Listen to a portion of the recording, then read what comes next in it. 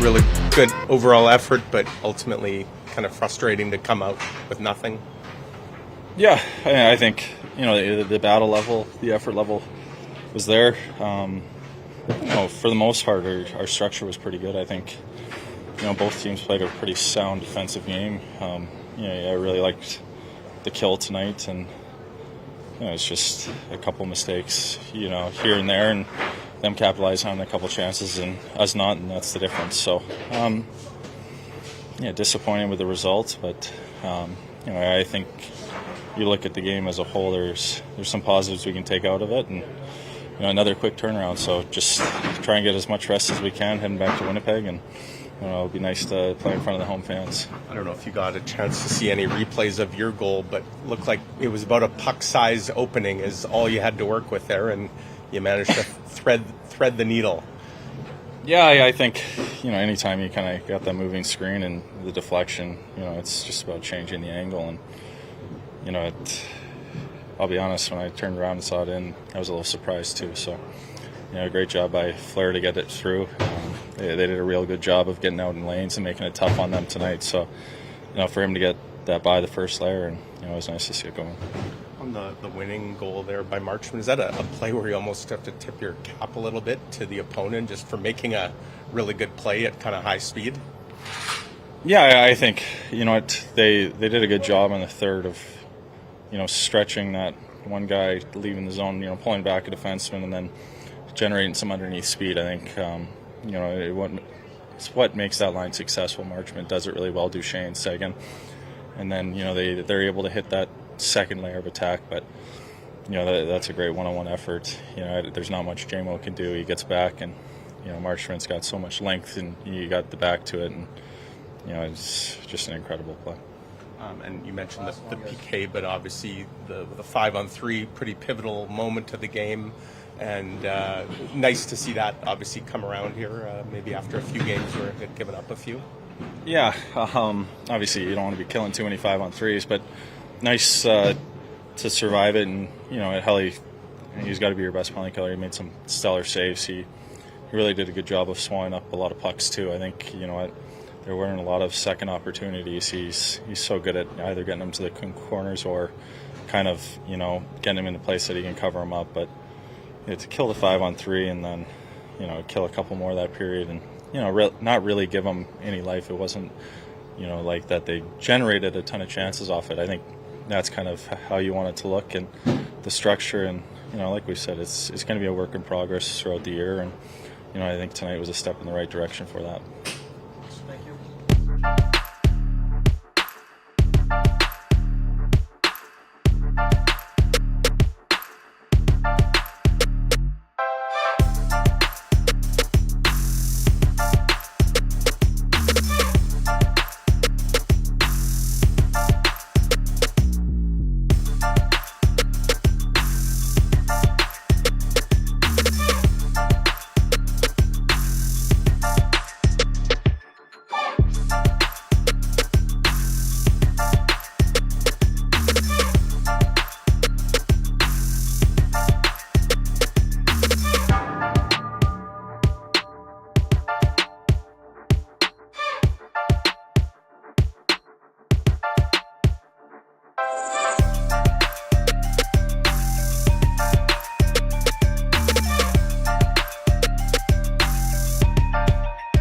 To not come away with something in a game like that where it's tied, just like the other night, kind of with just a few minutes left on the clock?